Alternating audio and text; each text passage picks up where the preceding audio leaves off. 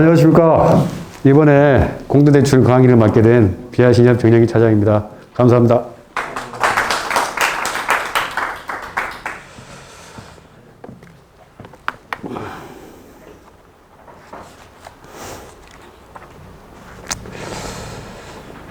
이번에 제가 강의를 준비하면서 나름대로 좀 준비를 했는데 우리 그 강주 전남 직원분들에게 조금이나마 도움이 되셨으면 합니다.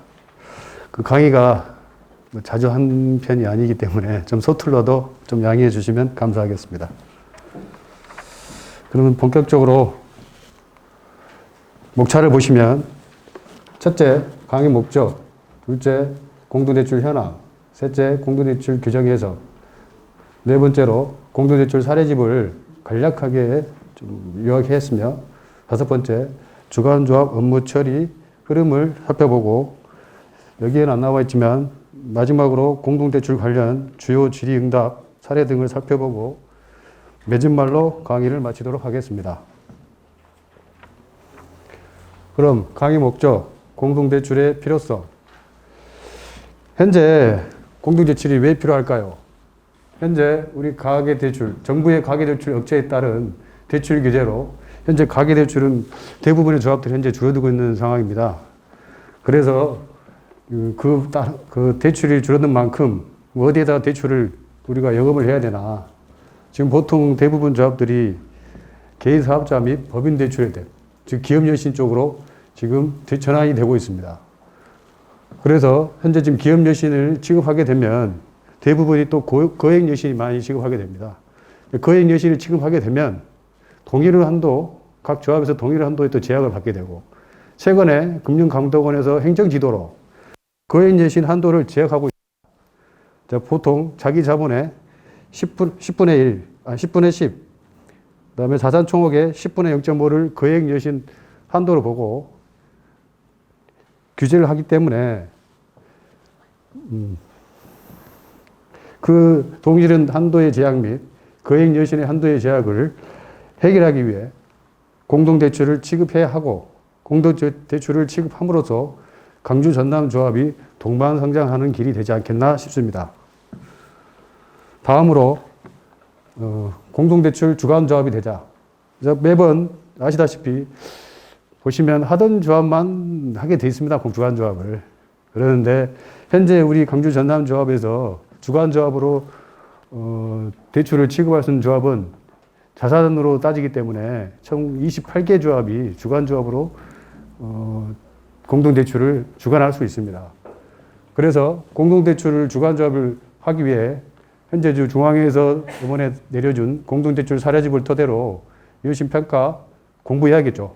업무 역량을 좀 키우고 조합 규모에 따라 기업여신 담당자 및 기업팀을 운영하여 영업을 추진해야 됩니다.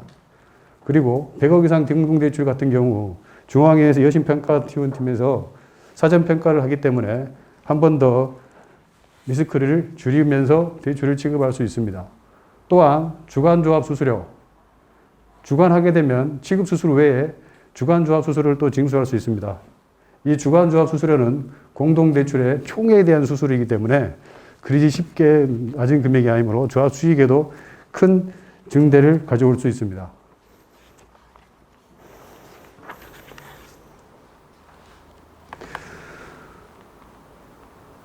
그럼 다음으로 공동대출 현황을 보시겠습니다. 지금 전국 조합 공동대출 차주별 잔액 현황입니다. 현재 보시면 가계대출은 점점 줄어들고 있고 개인 사업자 및 법인 대출은 점점 늘어나고 있는 것을 지금 표로 보시면 알 수 있습니다. 2021년 9월 말 총 여신은 약 88조 원으로 공동대출은 잔액이 5조 4,700억 정도 됩니다. 그 총 여신 중에 공동대출이 차지하는 비중은 현재 6.2%로 현재 9월 말이지만 지금 연도별 증가율을 보시면 이미 전년 증가율을 상회하고 있습니다. 그런 만큼 지금 전국에 있는 모든 조합들이 지금 공동대출에 지금 많은 노력을 하고 있다는 걸 표로 봐도 알 수 있겠습니다. 그 다음에 2021년 9월 말, 그 다음에 공동대출 잔액은 5조 4,700억 원으로 전년 말 대비 1조 5,500원이 증가했고, 현재 가계대출은 지속적인 규제로 인해 감소 추세이며 개인 사업자 및 법인 대출이 꾸준히 증가하고 있어 법인 대출이 총 88.5%의 비중을 차지하고 있어 전체 공동대출에 견인하고 있습니다. 공동대출 담보벌 잔액 현황을 보시겠습니다. 지금 제일 큰 비중을 차지하고 있는 지금 토지 담보대출 같은 경우 지금 전년 말 대비 4,684억 원으로 증가하였고요. 나머지 상업시설 및 레저시설의 경우만 전년 말 대비 감소하였습니다. 다음으로 업종별 잔액 현황입니다. 개인 사업자 및 법인만 해당이 되며 현재 부동산 관련 업종이 그 62%의 비중을 차지하며 대다수 공동대출을 비중을 차지하고 있습니다. 그리고 이제 보시다시피 여기 보시면 금융 및 보험업이 지금 20년 말 대비 많이 증가했습니다. 그 이유는 이제 사례집을 보시면 아시다시피 특수 목적 법인 같은 경우는 SPC 법인을 설립하거나 아니면 투자기구에 의한 은행이 주관사가 되는 경우가 있습니다. 채무자로. 그런 경우에 대출들이 최근에 많이 취급되어서 많이 좀 증가했습니다. 다음으로 그러면 현재 공동대출 차주별 연체 현황을 보시겠습니다. 21년 9월 말 총 여시는 약 88조 원인데 연체율은 2.66%입니다. 근데 9월 말 공동대출은 전년 대비 감소하였고 개인 사업자 및 법인 대출도 다 감소하였습니다. 그리고 21년 9월 말 공동 연체율은 2.91%이며 전년 말 대비 0.76% 감소하였습니다. 공동대출 연체, 담보별 연체 현황을 보시겠습니다. 21년 9월 말 토지, 주거시설, 숙박시설, 산업시설 등은 전년 말 대비 연체율이 하락하였는데 상업시설 및 기타 담보만 전년 말 대비 연체율이 증가했습니다. 이 부분은 아마 지금 코로나19로 인해서 보통 상업시설 같은 경우는 근린상가 담보대출이나 문화시설 담보대출 같은 부분이거든요. 그래서 아마 수익성이 떨어져서 아마 연체율이 증가하지 않았나. 그리고 유일하게 종교시설만 연체율이 제로입니다. 업종별 연체 현황을 보시겠습니다.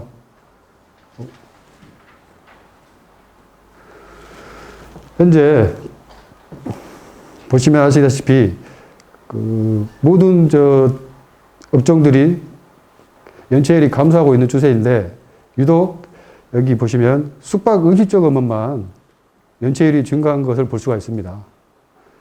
이것도 또한 코로나19로 인한 영향이 있어 아마 연체율이 증가되지 않았나 싶습니다. 다음으로 저희 비하신협 공동대출 현황입니다. 21년 9월 말 저희 비하신협 총 여신 잔액은 2,289억 원이며 그 다음에 공동대출 잔액은 323억 원입니다. 현재 공동대출은 저희 총 여신 중에 전국조합에 비해 좀 상회하고 있지만 14.2%의 비중을 차지하고 있습니다.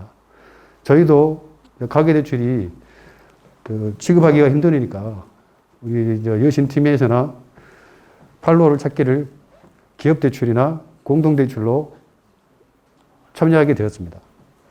현재 21년 9월 말 현재 총 199억의 공동대출을 기표하였으며 총 10건을 취급하였습니다. 올해만 총 9월 말까지 10건을 취급하였고 저희 비하신협이 주관한 게 한 3건 정도 됩니다. 그래서 저희 신협이 주관한 3건인 총 대출 금액이 참여자 금액 포함해서 180억 정도 됩니다. 그 다음에 업종별로는 건설업 96억 원, 숙박 및 음식점업 40억 원, 부동산업 63억 원, 예술, 스포츠 및 여가 관련 서비스업 124억 원이 취급하였습니다. 그리고 19년 이후로 저희 공동대출 취급하면서 아직까지 저희는 연체율이 제로입니다. 다음으로 우리가 공동대출 취급함에 있어 주간조합 운영하기 위해서는 그 관련 규정을 또 확실하게 알고 지나가야 됩니다. 왜냐하면 법규 위반이나 뭐 하지 않기 위해서는 대략적으로 좀 설명을 하고 넘어가겠습니다. 공동대출의 개요. 제1조. 이건 방법서의 그 순서대로 했기 때문에 좀 간략하게 하고 넘어가도록 하겠습니다. 다들 아시는 분도 아시겠지만 또 한번 모르신 분들은 또 있기 때문에 정의, 2개 이상의 상호 금융조합 또는 은행이 동일 채무자, 동일 담보물, 동일 순위의 근저당권 및 부동산 담보 신탁 수익권을 설정하고 취급하는 대입니다. 여기서 제일 중요한 동일 담보물의 경우 담보물 또는 순위가 예전에는 담보물 순위가 상하더라도 공동대출을 보지 아니하였는데 최근에 개정이 되면서 담보물 또는 순위가 상이하더라도 동일 담보물, 동일 순위로 담보로 간주하기 때문에 공동대출로 취급해야 됩니다. 그래서 그 사업장 관련 건축 허가를 받은 차주를 기준으로 판단합니다. 예를 들어서 토지담보대출의 경우 동일 차주가 개발 사업 부지 같은 경우 뭐 A 필지는 뭐 비아신협, B 필지는 뭐 우산신협이 다든다 해도 공동대출로 취급해야 됩니다. 예전에는 각각 취급해가지고 대출 취급할 수 있지만 지금은 인접한 토지까지는 다 공동대출로 간주하기 때문에 위반하지 않도록 주의하시기 바랍니다. 외적으로 동일 사업장이라도 집합 건물에 대해서만 미적용입니다. 예를 들어 근린상가 등이나 아파트 같은 경우는 집합 건물일 때는 적용이 되지 않습니다. 그 다음에 모든 공동대출은 모든 대출에 다 적용이 됩니다. 그러나 예외적으로 중앙이랑 연계한 하나를 연계대출, 뭐 주택보증공사와 협약위한 지급하는 대출, 그 다음에 중요한 여기 중앙이가 현재 지금 지정한 동방성장조합 간의 협약위한 대출. 최근에 우리 본부장님이 이제 각 조합에서 동반조합과 성장조합들 막 두세 군데 같이 해가지고 협약도 맺고 했잖아요. 근데 거기서는 1대1 관계만 적용을 예외를 시켜주고 있습니다. 그리고 최초에는 공동대출을 취급하였더라도 참여조합 중 모든 참여조합이 대출이 상환되면 또 공동대출로 보지 않고 있습니다. 그 다음 다른 상호금융조합 및 은행을 제외하고는 취급이 제한됩니다. 은행을 제외한 타 금융권이란 여기서 보시면 저축은행, 캐피탈, 새마을금고 등과는 공동대출을 취급하면 안 됩니다. 제3조 거래 방식은 주간조합의 주소나 거소가 있을 경우에는 공동유대 내며 없을 경우에는 공동유대 외입니다. 그 다음에 개별 거래만 취급이 가능하게 되어 있습니다. 제4조 취급 제한 각 코 하나에 해당 시 제한되게 되어 있습니다. 현재 저희가 지금 10월 달이잖아요. 그러니까 직전 분기 말인 9월 말 기준으로 지표를 계산하시면 됩니다. 직전 분기 말 연체율이 전체 조합 평균의 2배 초과, 현재 21년 9월 말 저희 전국 조합 평균은 2.66%입니다. 그래서 아마 5.32% 초과하는 조합은 공동대출을 취급할 수 없습니다. 직전 월말 공동대출 잔액이 원칙은 15% 이내에서 해야 되나 지금 여기 세 가지 사항 중에 두 가지만 충족하면 20%까지 또 취급을 할 수 있습니다. 직전 월말 순자분 비율이 6% 이상, 직전 월말 연체율이 2% 이하, 직전 월말 커버리지 비율이 100% 이상. 이 커버리지 비율을 또 모르신 분들이 계시는데 찾는 한면이 있습니다. 통합단말에서 대손충당금 계산 조회에 들어가시면 좀 아래쪽 부분에 커버리지 몇 % 나와 있는지 다 알 수 있습니다. 그 다음에 공동대출은 기본 5개 조합이 참여가 가능하고요. 다음 각 코에 해당할 경우에 최대 15개 조합까지 공동대출을 취급할 수 있습니다. 직전 분기말 연체율이 조합 평균 이하이고 순자분 비율이 2% 초과하는 조합이 과반수 참여했을 때 최대 15조합까지 가능합니다. 그리고 담보 가치 인정 비율을 최대 10% 이하로 적용했을 때도 최대 15조합까지 공동대출이 가능합니다. 그럼 주간조합은 어떤 조합이 주간조합이 될 수 있나? 채무자의 주소, 거소 또는 담보물 소재지가 공동유대 내에 위치해야 주관조합을 할 수 있습니다. 그러나 직전 분기 말 여신 300억 이상, 경영실태평가 종합등급이 2등급 이상이면 광역 시도까지 확대됩니다. 다음으로 100억 초과 공동대출 시 주관조합 자격도 제한이 됩니다. 그러나 다음 각 한호에 해당 시 주관조합은 제한됩니다. 직전 연도 말 총 자산 전체 신협 평균 미만인 지금 879조합 기준 1262억 미만인 조합들은 주관조합을 할 수가 없습니다. 현재 광주 전남 같은 경우는 여기에 주관조합을 할 수 있는 조합이 총 28개 조합이 해당됩니다. 직전 분기 말 순자원 비율이 2% 미만인 조합, 직전 분기 말 경영실태평가 등급이 2등급 미만인 조합, 직전 분기 말 연체율이 전체 조합의 평균을 초과하는 조합, 지금 9월 말 2.66%를 초과하는 조합은 주관조합을 할 수가 없습니다. 그리고 주관조합은 해당 공동대출의 최소 5% 금액 이상을 의무적으로 취급하게 되어 있습니다.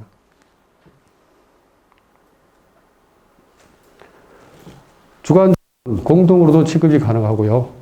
주관조합의 심사 담당 직원 자격 요건은 한번 읽어보시면 되겠습니다. 제6조 채무자 제한. 보통 개인 전략 등급 6등급 이상, 기업 신용 B등급, CRS 6B- 등급 이상만 대출이 가능하며 예외적으로 은행이 주관하는 공동대출 취급 시 신용 등급은 충족한 것으로 간주하며 금융기관 자투법에 따른 집합투자기구 펀드를 수탁하여 채무자가 되는 경우, 이 경우도 지금 위에 있는 경우랑 거의 비슷합니다. 왜? 은행이 채무자가 되는 경우이기 때문에 이런 경우에 대출로 나간 경우가 우리 공동대출 사례집에 보면 페이지 140페이지에 문화시설 담보대출 편을 보시면 자세하게 알 수 있을 겁니다. 제7조 취급금액 제한. 기본적으로 개인은 10억 원, 개인 사업자 30억 원, 법인은 100억 원 정도 가능하며 다음 요건을 충족할 시 3배 이상씩 한도가 늘어납니다. 그러나 법인 같은 경우는 기업 신용 등급이 BBB- 등급 이상이거나 CRS 4B- 등급 이상이면 최대 500억까지 대출이 가능합니다. 그리고 이제 교회 대출을 공동대출을 많이 하는 조합들도 있는데 소득세법 제2조 3항에 해당하는 개별교회 같은 경우 고유번호가 89로 시작하는 교회는 개인 사업자 한도 이내, 즉 90억 한도 이내나 30억 한도 이내에서밖에 취급이 되지 않습니다.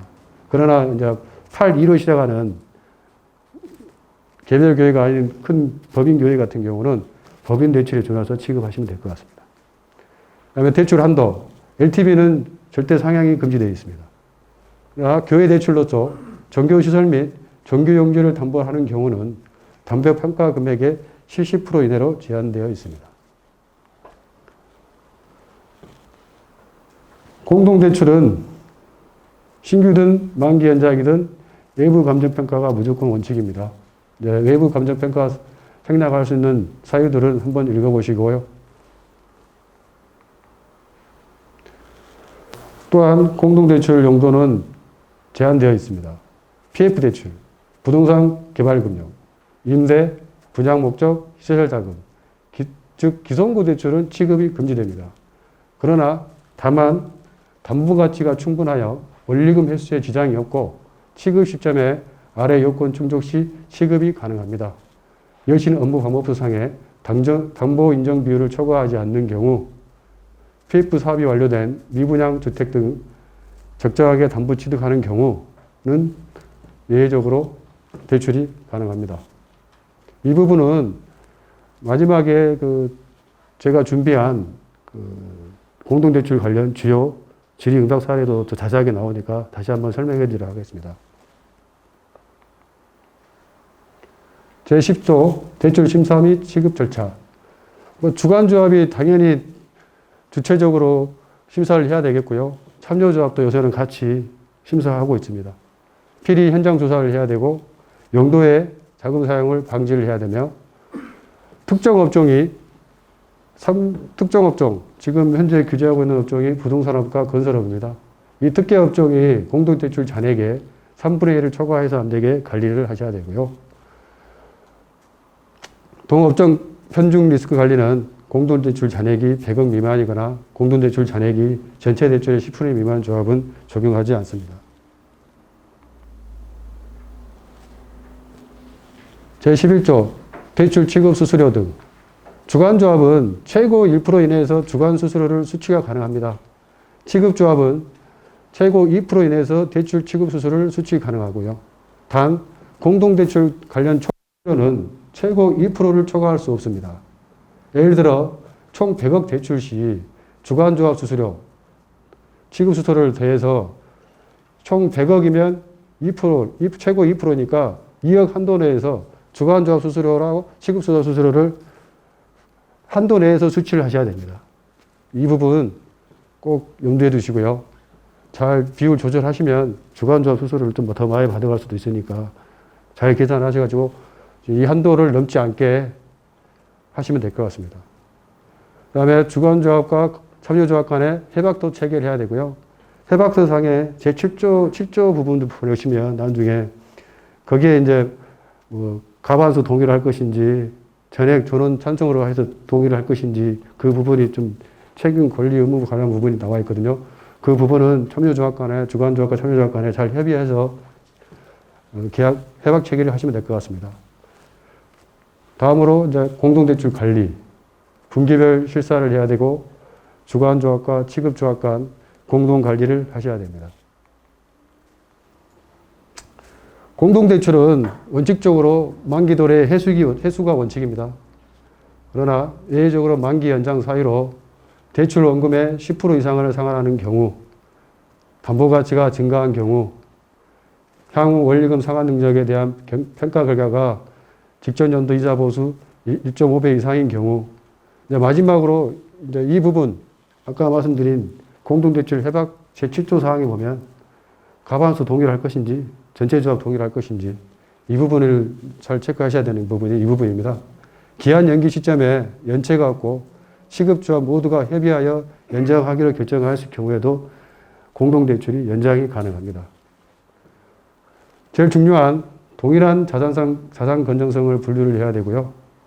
다만 이런 경우는 없겠지만 중앙의 승인을 받은 경우 참여조합은 주간조합보다 자산 건전성을 높게 분류가 가능하다고 합니다. 제14조 등록 및 사후관리. 주간조합은 공동대출 취급일로부터 10일 이내, 여기서 10일 이내는 영업일 기준이 아님을 꼭 알아두셔야 되고요. 중앙회에 보고를 하셔야 됩니다. 중앙회에서 사후 보고 시 사후 보고 후에 중앙회에서 문서로 지도 문서가 내려옵니다. 방법서 위반 등 건에 대해서 지도가 내려올 수도 있고요. 안 그러면 안 내려올 수도 있고요. 제15조 및 제16조는 중앙회 지도 감독하고 여신평가 부분이고, 공동대출 100억 초과 공동대출은 주간조합이 여신 심의 전에 중앙회 여신평가 지원반에 여신평가를 의뢰해야 됩니다. 그래서 중앙회에서 공동체크 리스트 및 여러 자료를 송부하게 돼 있고 조합은 제출할 의무가 있습니다.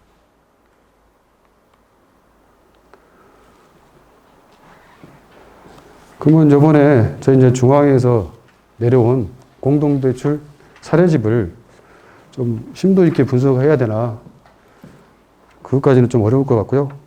좀 간략하게 제가 저 사례집을 좀 보면서 추려본 내용을 한번 보시도록 하겠습니다. 공동대출 사례집 보시면 목차별로 보시면 브릿지 대출, 상업용 부동산 대출, 미분양 부동산 대출, 기업 대출 총 4가지로 분류가 되어 있습니다. 보통 브릿지 대출, 참여조합들도 많이 있었을 겁니다. 아마 토지담보대출 같은 경우. 이 브릿지 대출이란 부동산 PF 대출에 속하는 대출 금융상품이고, 시행사가 사업 시행을 위해 필요한 건설 운영 자금을 조달하는 대출입니다. 그런데 브릿지 대출은 즉 PF 대출이 본 PF 대출로 가기 전 자금을 연결하는 다리가 되는 대출이 브릿지 대출입니다. 보통 그 관련 담보대출은 토지담보대출이 주를 이루고 있습니다. 예를 들어 뭐 나중에 아파트를 짓기 위해 공동주택 부지를 담보로 대출을 받거나 숙박시설 부지, 도시개발사업 부지, 상가 빌딩 사업 부지 등을 담보로 대출을 받는 경우가 많이 있습니다. 이 대출들의 대부분은 본 PF로 넘어갈 때 상환이 되는 조건이 대다수입니다. 그리고 상업용 부동산 대출 관련해서 제일 많이 저희 조합도 지금 공동대출 나간 건수 중에 퍼블릭 전환 골프장 대출이 한 5건 정도 되는 걸로 알고 있습니다. 최근에 골프장들이 해운제에서 대중제로 많이 전환하고 있습니다. 그 이유가 절세 효과도 있고 매출도 올라갑니다. 그리고 주 용도가 보통 대환대출로 담보대출을 신청하는 경우도 있고 골프장을 매입하기 위해서 담보대출을 신청하는 경우도 있습니다. 현재 코로나19로 인해서 해외 골프 여행을 할 수가 없습니다. 그래서 지금 국내에 골프장을 예약하기가 힘듭니다. 그래서 지금 특수를 맞고 있어요. 골프장들이. 그래서 향후에는 어떻게 될지 이제 뭐 코로나가 다 해결되고 해외 여행이 뭐 자유롭게 된다 하면 뭐 골프장 영업에 좀 타격이 있을 수는 있겠지만 아마도 당분간 한 몇 년간은 뭐 골프장 하는데 문제가 없지 않겠나 싶습니다. 그 다음으로 이제 주로 취급됐던 게 문화시설. 문화시설이라는 근린 상가 내에 뭐 우리 CGV 아시죠? 극장이나 이런 것들이 들어가 있는 상가들입니다. 보통 이런 상가 담보대출들 상환 재원들은 다 임대 수익입니다. 호텔만 우리가 그 사례집에서 봤을 때 그 호텔이 영업 수익으로 상환을 재원을 하는 경우도 있고요. 그 다음에 미분양 부동산 담보대출, 그 다음에 기업 관련 대출. 기업 관련 대출 관련해서 우리 담보법을 이용해서 보시다시피 제조업 같은 경우가 많이 증가했습니다. 보시면 우리 사례집에도 선박, 기계, 자동차, 같은 그 공장 대출이 많이 나간 걸 확인할 수 있는데요. 그 공장 담보 대출이 지금 많이 취급이 됐고요. 그 다음에 리조트 담보 대출도 취급이 되었습니다. 그러면 공동대출 우리가 사례집을 봤을 때 그 사례집이 어떻게 구성이 되어 있는지 개략적으로 제가 한 3가지로 분리를 했습니다. 첫째, 대출 개요. 차주 관련하는 현황, 담보 관련 현황, 자금 조달 및 사용 내역. 이 부분도 좀 중요하죠. 그 다음에 제일 중요한 주요 리스크 분석, 조기 경보 여부, 차입금 현황 등. 두 번째로 재무 이연 분석 및 DSCR, 원리금 상환 능력 분석. 세 번째로 기타 여신 위험 요소를 분석하였습니다.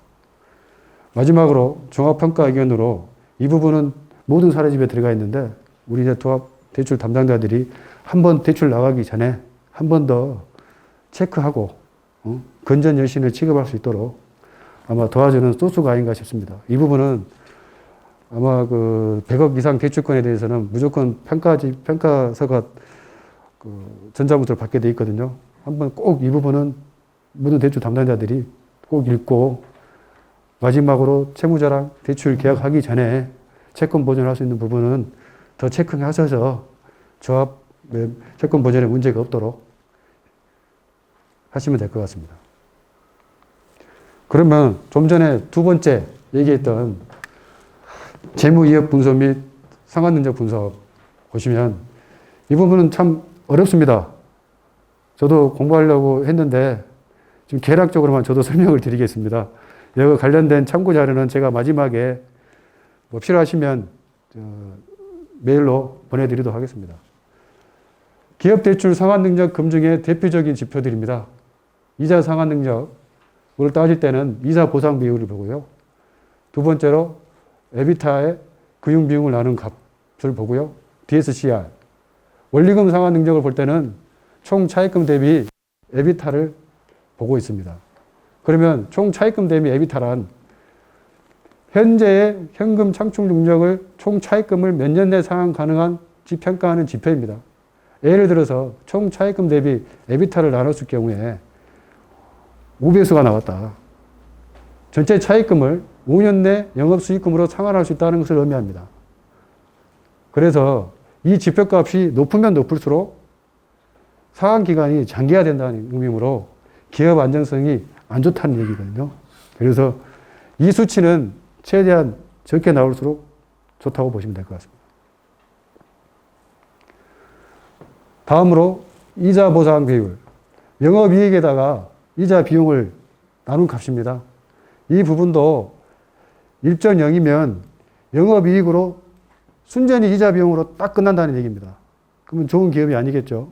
최소한 1.0배에는 초과해야 상환 능력 있는 기업이라고 보시면 될 것 같습니다. 그보다 좀 더 이자 보상 비율보다 좀 진일보되었지만 에비타분의 금융비용을 나눴을 경우에도 1.0배 초과 시 상환 능력이 있다고 봅니다. 지금 이 부분 이자 보상 비율, 에비타에 대해 금융비용, DSCR, 우리가 법인대출, CRS 기업평가 하시잖아요. 거기에 보면 재무제표 있는 그 기업들은 이 내용 다 나옵니다. 우리가 이때까지 이거 간과하고 안 봐서 그러지, 거기에 보면 이자 보상 비율이 얼마냐, 이 에비타분의 금융비용이 얼마냐, DSCR이 얼마냐, 다 나옵니다.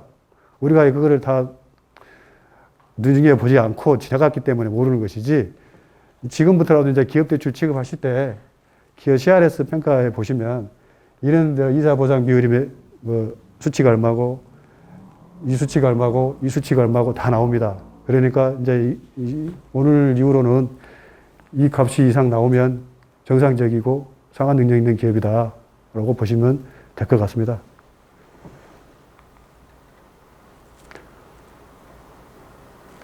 그러면 이제 공동대출을 업무 처리할 수 있는 흐름도를 한번 보시겠습니다.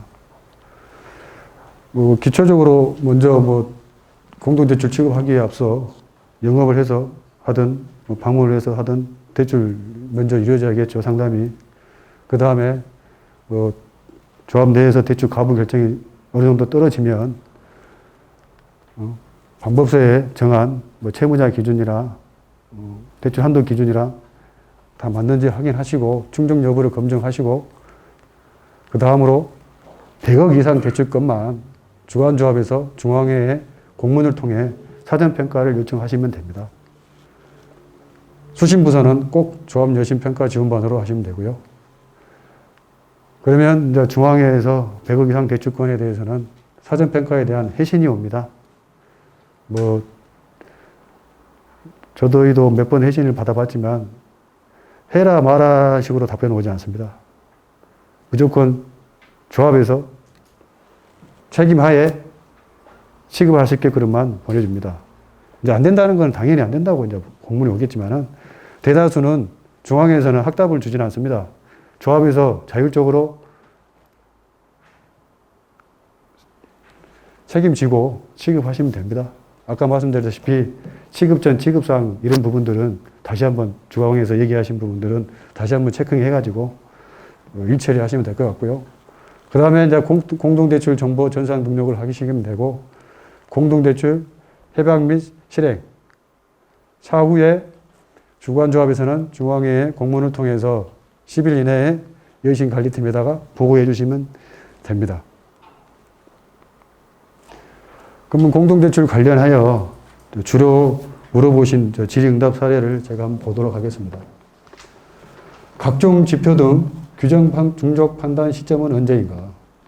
우리가 지금 대출을 취급하면서 공동대출을 여신 심의를 할 것이고, 여신 심의를 해서 가부 결정이 떨어지면 협약 및 대출 거래 약정을 할 것이고, 그 다음에 대출 실행의 기표의 단계로 진행 중인 걸로 3단계로 구분했을 경우, 해당 공동대출에 대한 조합의 여신 심의 승인 일자를 기준으로 각종 지표 등 규정 충족 여부를 판단한다고 하고 있습니다.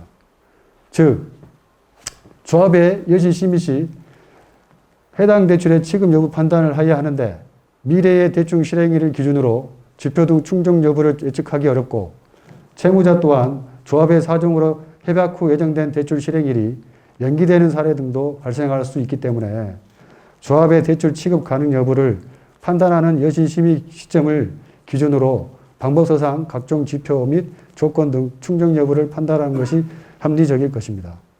예를 들어 공동대출 여신심의 승인일이 2020년 3월 15일 경우 대출 실행 기표일은 4월 6일입니다.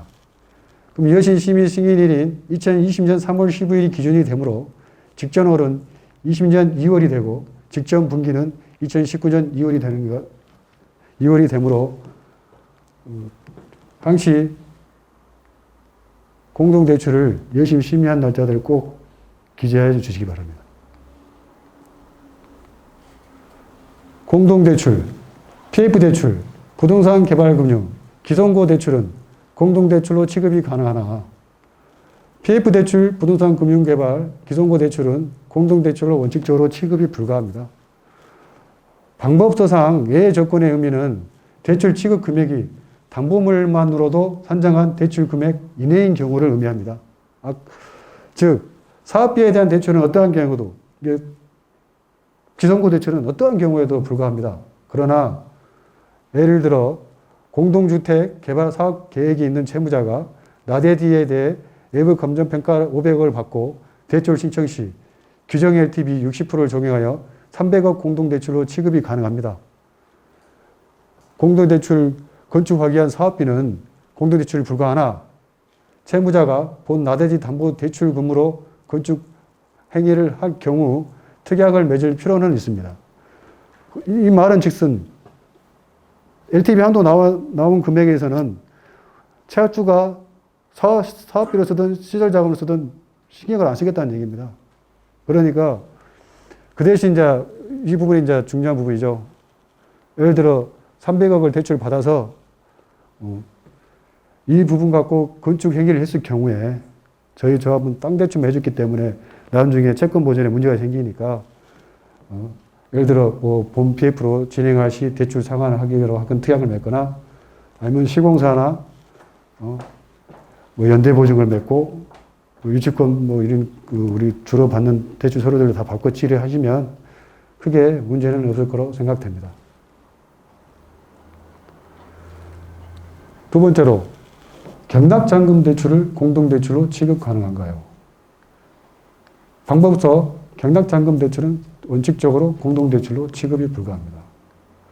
아시다시피 경락잔금 대출은 총 매각 대금액이 매수 신청 보증금으로 산출하기 때문에 LTV가 90%까지 산출됩니다. 그리고 담보물에 대한 감정평가 금액 또한 법인이 의뢰한 경매감정평가 금액이기 때문에 사용하면 안 됩니다.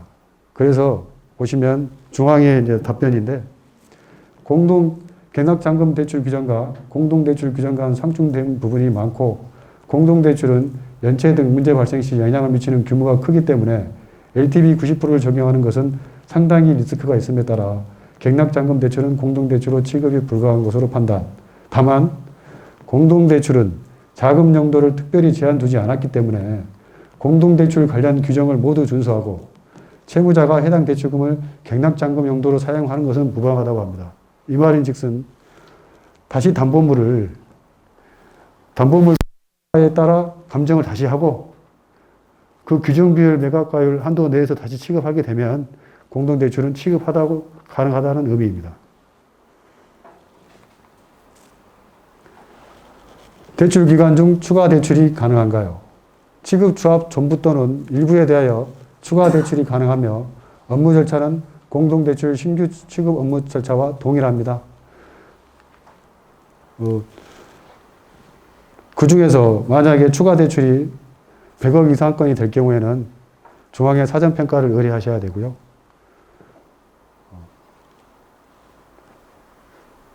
다음으로 양도양수 에 의한 채무자 변경이 가능한가요?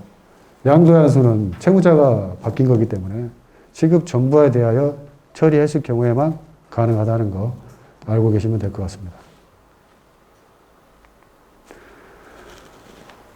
특수목적회사 SPC 법인에 대한 회피성 대출 취급은 하면 안 됩니다. SPC는 실질 차주와의 신용 절원 등을 위해 설립되어 특정 사업을 영위하고 하는 법인이기 때문에 우리가 보통 이제 이런 마음이 생기는 이유는 워낙 대출이 안 나가기 때문에 어떻게든 풀려보려고 하는 경우를 많이 생각하게 됩니다. 실질 차주의 신용등급이 규정상 공동대출이 가능한 신용등급을 충족시키지 못하기 때문에 예를 들어 전전성이 요주 이하여서 정상적인 대출 취급이 어려운 경우 이 규정을 회피하기 위해 설립한 SPC에 대해서는 대출을 취급해서는 안 된다는 거. 왜냐? 자산 건전성은 결국 실질 차주 기준으로 분류하도록 되어 있기 때문입니다. 그래서 규정을 회피하기 위해 설립된 SPC에 대한 대출 취급은 불가함에 유의하시기 바랍니다. 마지막으로 제가 입사하면서 선배님들한테도 많이 들었던 얘기고 저도 저 후배들한테도 많이 했던 얘기입니다. 해보지 않으면 내 것이 될 수 없다. 군대식으로 좀 빡세게 얘기하면 안 되면 되게 해라. 근데 이거는 군대는 좀 수동적이고 타율적이잖아요. 이거는 이제 자율적인 겁니다. 실제로 해보지 않으면 내가 실제로 이해했는지 그리고 그것을 할 수 있는지 알 수가 없습니다. 눈으로 봤을 때는 이해했다고 생각할지언정 실제로 적용하려고 했을 때 이를 실제로 적용할 수 없다면 그것은 이해한 것이 아니고 내 것도 아닙니다. 그래서 제가 필요성에서 얘기했다시피 주관조합 그거 한번 해보면 됩니다. 한번 해보고 많잖아요. 주변 조합들 잘하는 조합들 의견 물어보고 배우면서 하면 못할 게 뭐가 있습니까? 왜 주관조합 하게 되면 아까 말씀드렸다시피 주관조합 수수료도 많이 받을 수 있고 적은 금액 투자해서 수수익 증가할 수 있지 않습니까? 그럼으로 인해서 또 조합 간의 동반 성장도 할 수 있고. 그래서 나머지는 이제 저희가 이제 이 강의를 준비하면서 참고했던 자료들이거든요. 우리 조합 여신평가 지원반 김준열 과장님께서 공동대출 사전평가 교육 자료를 지원해 주셔서 만약에 필요하신 분은 저한테 메일을 주시거나 아니면 제가 김준열 과장님한테 말씀드려서 우리 조합 여시 게시판에 게시할 수 있도록 한번 해보겠습니다. 그리고 SPC 법인 관련해서는 우리 최근에 10월 5일자로 우리 여신제도팀 김정범 팀장님께서 SPC의 설립과 위험벌 리스크 분석에 대해서 자세하게 설명해 놨으니까요. 여기 또 참고해 주시고요. 그리고 영업 관련해서는 작년 이맘때쯤에 저희 이제 비아신협 제8차 숙수 세미나에서 우리 김승환 부장님이 법인 여신 영업 전략에 대해서 강의를 하셨으니까 만약 이 자료도 필요하시면 저한테 얘기하십시오. 그럼 제가 또 보내드리도록 하고요. 다음 달에 특별 세미나, 여신 특별 세미나 때 김민지 대리님이 오시는데 저는 이제 기초적인 것다고 생각하시고 나중에 다음 달에 김민지 대리님이 오시면 더 심화 학습을 하는 계기가 되었으면 하겠습니다. 어떻게 유익한 강의가 되었는지 모르겠습니다. 이상으로 강의를 마치도록 하겠습니다. 감사합니다.